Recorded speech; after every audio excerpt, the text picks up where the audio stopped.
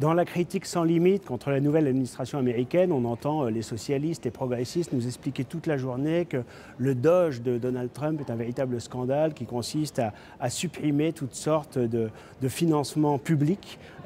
Évidemment, ils s'émeuvent d'autant plus que c'est des financements publics qui sont supprimés et qui avant étaient fléchés vers des associations pro-immigration, vers des activistes LGBT, mais aussi, d'une manière générale, on voit bien que l'administration défend l'administration et que finalement la suradministration, qui est la caractéristique de certains pays, c'est un peu vrai aux États-Unis, c'est malheureusement très vrai en France. On a 47% de notre PIB en prélèvement obligatoire, on est un pays suradministré. On s'aperçoit que plus il y a d'administration, plus l'administration s'auto-promeut, s'auto-contrôle, mais elle ne crée pas de richesse évidemment. Il n'y a pas des équipements et des infrastructures et des services supplémentaires pour les habitants. Et finalement, plus on a d'administration, moins on a un État efficace, performant, au service de nos compatriotes. Et donc ce Doge américain, eh bien, il devrait nous inspirer parce que malheureusement les institutions européennes depuis des décennies eh bien, sont de plus en plus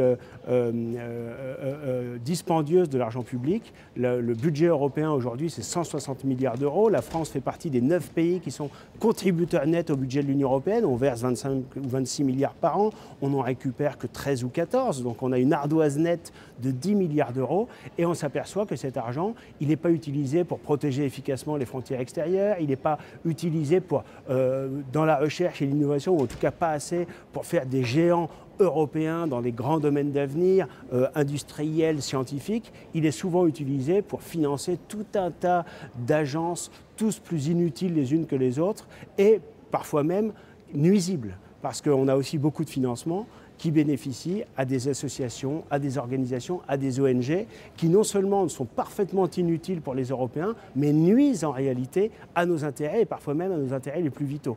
Par exemple, on a eu des dizaines de millions d'euros qui ont été versés par la Commission européenne pour des associations qui sont ouvertement des soutiens des islamistes. Par exemple, le FEMISO, ou par exemple le CCIE, qui est la variante européenne du CCIF, qui a été dissous par le ministre de l'Intérieur en France parce que ouvertement islamiste. Et on pourrait comme ça multiplier les exemples. Dans un autre domaine, on a tout un tas d'associations LGBT qui sont financées par la Commission européenne, c'est-à-dire utilisant le budget de l'Europe, alors qu'on ne voit absolument pas en quoi ça correspondrait à nos intérêts et aux intérêts de nos 27 nations. Donc il faut évidemment sortir de ce schéma-là.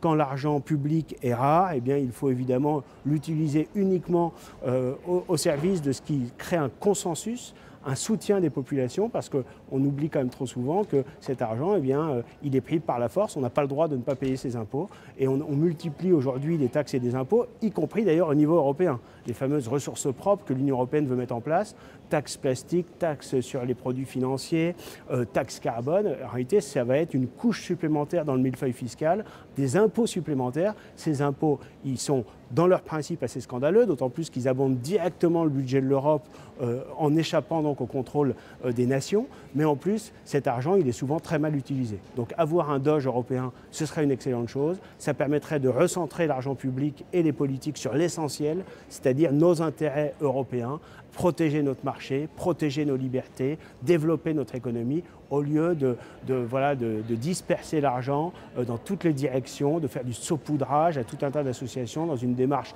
clientéliste et idéologue qui caractérise malheureusement aujourd'hui les institutions européennes et en particulier la Commission, qui est celle qui décide et qui signe l'échec.